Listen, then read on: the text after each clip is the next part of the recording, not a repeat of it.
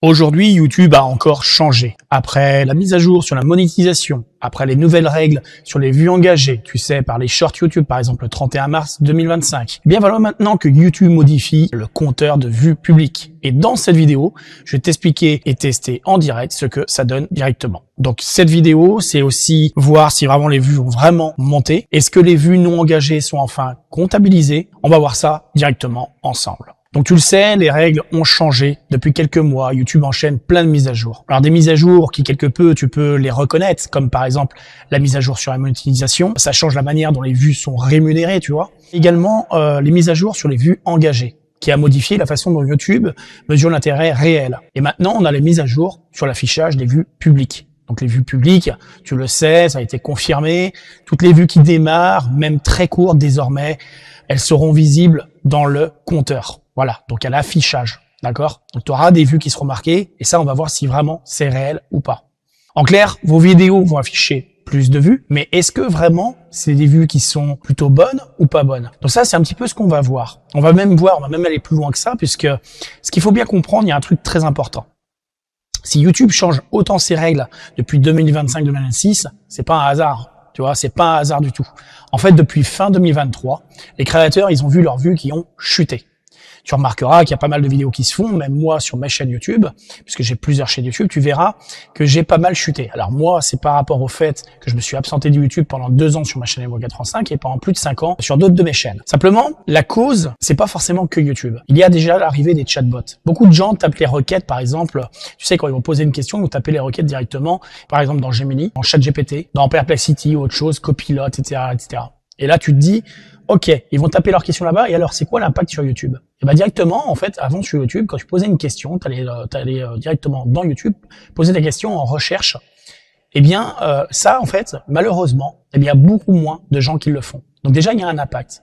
Mais il n'y a pas que ça. En fait, il y a un autre impact aussi, c'est l'interface de YouTube qui a changé. En fait, YouTube, depuis quelques années, maintenant, il y a des shorts qui sont arrivés. Le problème, c'est que les shorts YouTube, sur l'interface de YouTube, ils prennent trop de place. Alors YouTube, ils y gagnent pas mal d'argent par les shorts, on est bien d'accord avec ça, ils gagnent de l'argent. Simplement, nous créateurs, on s'est aperçu que ça prend tellement de place sur l'interface que nous, on y perd en fait de la visibilité, tout simplement. Donc, qui dit visibilité dit aussi rémunération pour ceux qui sont payés. Parce que tu le sais que les shorts YouTube, en fonction bien sûr de ton RPM, ça dépend de plein de choses, et bien généralement quand tu démarres les shorts YouTube, ou même au bout d'un certain temps, eh bien tes shorts sont pas forcément payés à haute valeur. C'est pas autant rémunéré que du format long, ok? Maintenant, tu pourrais te dire, ok, très bien, tout ça, bon, alors dans ce cas-là, la recherche YouTube, elle est morte, en fait. Eh bien, en fait, non. La recherche YouTube, elle n'est pas morte. Il y a encore des requêtes qui se font par volume, mais les volumes sont moins importants. Donc là, on va s'orienter directement sur des choses qui sont un petit peu différentes. Alors, je l'ai déjà expliqué dans pas mal de vidéos, il n'y a pas que le CTR, il n'y a pas que le watch time, il n'y a pas que la rétention, il n'y a pas que l'autorité qui fait fouet non plus, tu vois. Il y a aussi le comportement utilisateur. Le comportement utilisateur, c'est l'historique directement dans les navigateurs. C'est l'historique aussi sur YouTube. Quand, par exemple, les gens vont cliquer une vidéo, qu'est-ce qu'ils vont aller voir ensuite? Qu'est-ce qu'ils regardent? Est-ce qu'ils reviennent régulièrement aussi sur ta chaîne? Est-ce que c'est des personnes? Est-ce que c'est une audience qui est engagée, qui est fidèle? Est-ce que c'est une audience qui vient te voir une fois de temps en temps? Et pendant combien de temps? Et quelle vidéo ils vont aller voir, quel sujet ils vont aller voir. Et ça, c'est bien important que tu comprennes que sur ta chaîne YouTube, il faut pas que tu t'éparpilles. Il faut que tu aies une thématique cohérente avec une catégorie principale. Et ensuite, ton sujet, il faut qu'il reste exactement dans le même champ d'application. Il faut pas que tu t'éparpilles. Alors par contre, tu peux faire, par exemple, si tu fais de la cuisine, tu as parlé d'une recette, de recettes de cuisine, tu as parlé de recettes différentes, tu vois, de cuisine. Ça fonctionne. Pourquoi ça fonctionne? Parce que tu restes toujours dans le monde de la cuisine avec des recettes complètement différentes. C'est comme moi, par exemple, avant, avec l'informatique, eh bien, j'avais plusieurs sujets variés dans l'informatique. En dépannage, ça peut être dépannage pour des PC, démarrage, par exemple, d'un écran noir avec un problème d'écran noir. D'ailleurs, si tu tapes la requête écran noir PC ou écran noir PC portable, tu verras que j'ai une de mes vidéos à plus d'1,2 million de vues qui est encore sur Internet et ça fait pendant plus de 3 ans que c'est comme ça. J'ai même d'autres vidéos de ce type-là. On appelle ça du contenu SEO Evergreen. Pourquoi? Parce que c'est du contenu qui reste par les requêtes pendant longtemps et bien directement dans les moteurs de recherche quand les gens ils font une requête ou quoi que ce soit. Et bien c'est ma vidéo qui est proposée. Alors quand je dis ma vidéo, c'est ma vidéo longue, mais tu verras aussi que j'ai mes shorts YouTube également. Comme par exemple si tu tapes sous-titres vidéo YouTube, tu vas vite t'apercevoir qu'il y a beaucoup de mes vidéos à plus de 100 000 vues qui ressortent. Pourquoi c'est comme ça? Comme je te l'ai dit, c'est du SEO Evergreen par la recherche. Et aussi, ce qui a fait foi à ça, c'est aussi mon autorité. Donc on parle bien aussi d'historique, mais on parle bien aussi de la suggestion recommandation. Et aujourd'hui, c'est ce qu'il faut que tu vises aujourd'hui. Le comportemental des gens a changé. Donc toi aussi, il va falloir que tu changes aussi ta manière d'orienter les choses. Donc, je l'ai déjà dit dans pas mal de mes vidéos, tu verras, j'ai même fait une vidéo sur ma chaîne SEO et Storytelling. C'est pas pour rien en fait, je te raconte mon parcours, je te raconte mon histoire. Et donc aujourd'hui, c'est important que tu comprennes ça. Chaque visibilité que tu auras, c'est comme des petites portes en fait. C'est des petites portes que tu as, les gens ils vont aller à une porte, à une autre, et ainsi de suite. Peu importe sur quelle porte ils vont, il peut accéder à un de tes contenus. Et ensuite, de ce contenu-là, il peut très bien aller sur une autre de tes chaînes, tu vois, si tu as plusieurs chaînes YouTube.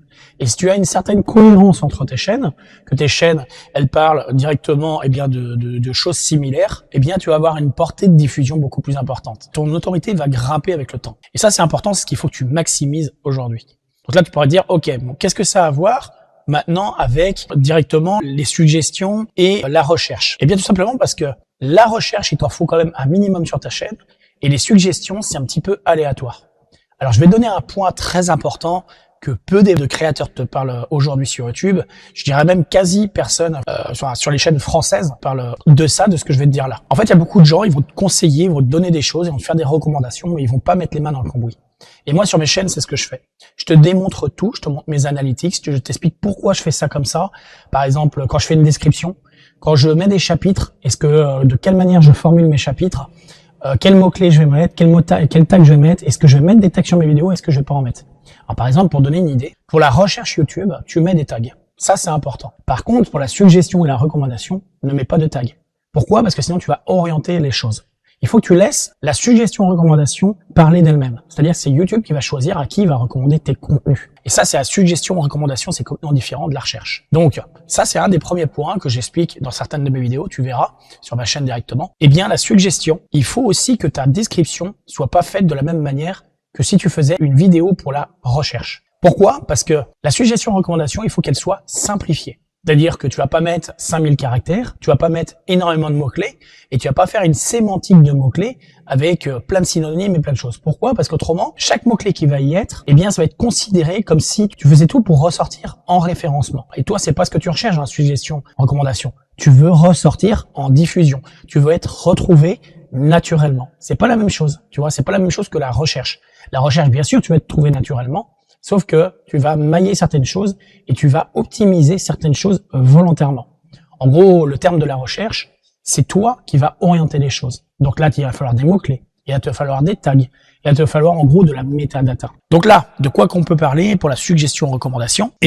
Pour les vues, chaque vue qu'il va y avoir, et ça, on va le tester, t'inquiète pas, moi par exemple sur cette vidéo, tu peux très bien là, dans cette vidéo-là, revenir sur ma vidéo par exemple plusieurs fois. On pourrait faire le test, tu reviendras plusieurs fois.